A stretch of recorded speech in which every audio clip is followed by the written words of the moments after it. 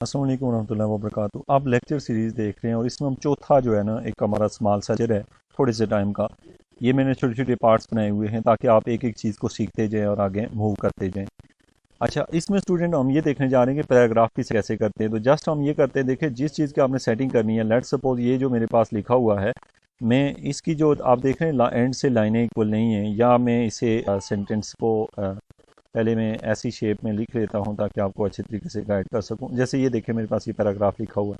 अब इस पैराग्राफ में स्टूडेंट ये देख आपकी लाइनें इक्वल नहीं हैं और इसके अलावा कुछ रेड लाइन लगी हुई हैं, हेडिंग कोई नहीं है, ऊपर वाली जो तरतीब है वो ठीक नहीं है।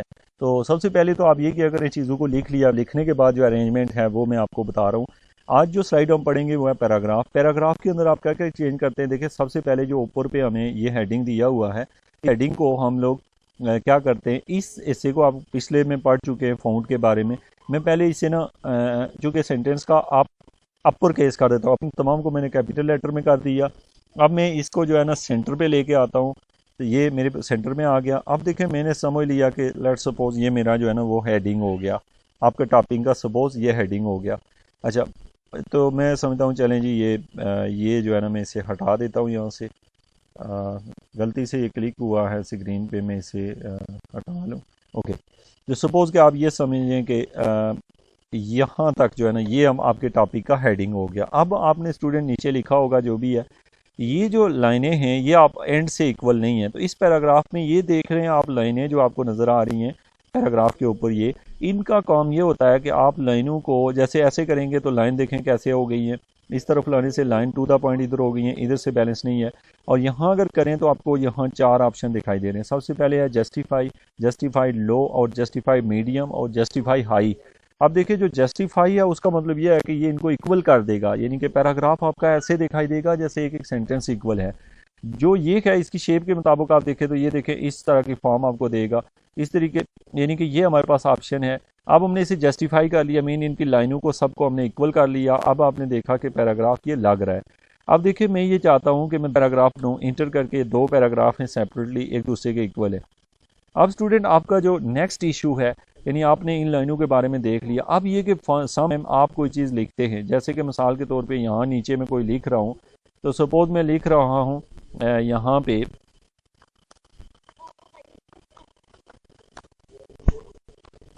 अब यहाँ पे मेहा Ali is a good boy है सपोज। अब इसके आगे मैंने फुल स्टॉप डाला, इंटर डाला, सॉरी ये।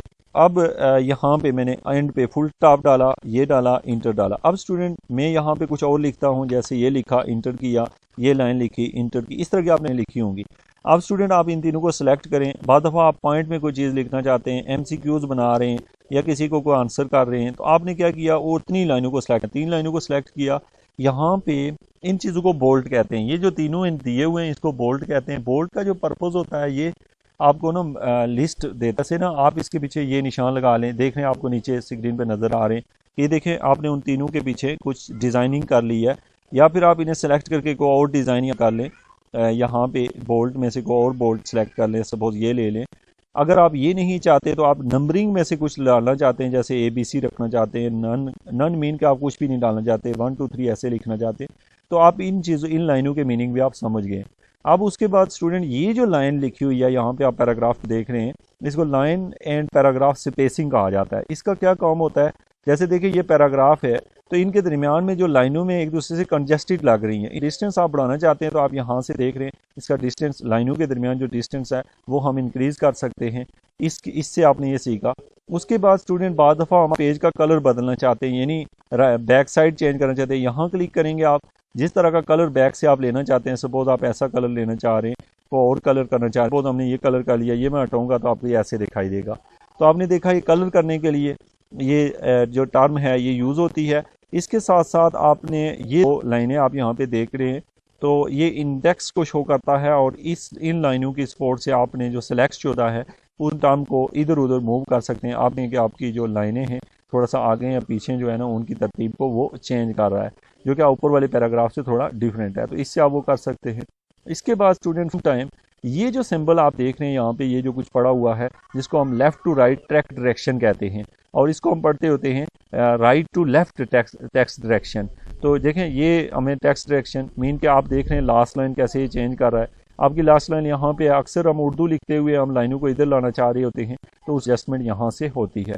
इसके साथ साथ स्टूडेंट आप लोगों को ये जो लिखा हुआ है A to Z, तो ये सॉर्ट करने का तरीका होता है। ये कब यूज़ होता है, जब किसी पैराग्राफ में आप टेक्स्ट को यानी कि तरतीब को यानी बाज़ दफ़ा ना आपके पास बहुत ज़्यादा वर्क होता है, मीन आपने कोई 100 बच्चों के नाम लिखे हैं, अब 100 स्टूडेंट का जो नाम है आप अल्फ़ाबेटिकली उनको मतलब जो A से शुरू हो रहा है उसको पहले रखना चाहते हैं, B वाले को बाद में, तो आप इस पे क्लिक करेंगे तो वो तरतीब में ले आएगा। अगर A to Z एक दफ़ा क्लिक करने से ABC की तरफ लेगा, दूसरी दफ़ा जो है वो Z से वापस A की तरफ आएगा, मीन दोनों प्रोसेस ये कर लेता है। लेकिन उसके लिए ज़रूरी है कि आपके पास कोई नामों की जैसे लिस्ट है, इस तरह की चीज़ चाहिए। ये जो टर्म है बड़ी स्पेशल होती है, इसको शो हाइड कहा जाता है।